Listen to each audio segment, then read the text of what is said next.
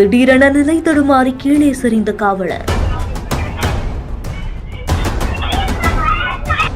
சிசிடிவியில் பதிவாகிய பரபரப்பு சம்பவம்.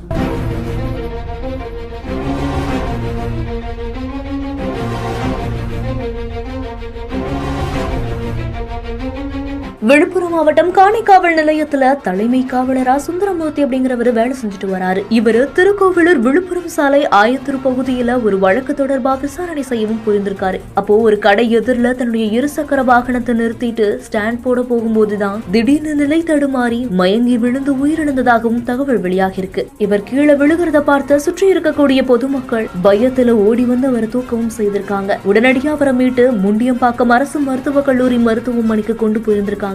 ஆனா மருத்துவர்கள் பரிசோதனை செய்து அவர் உயிரிழந்ததா தெரிவித்ததா கூறப்படுது.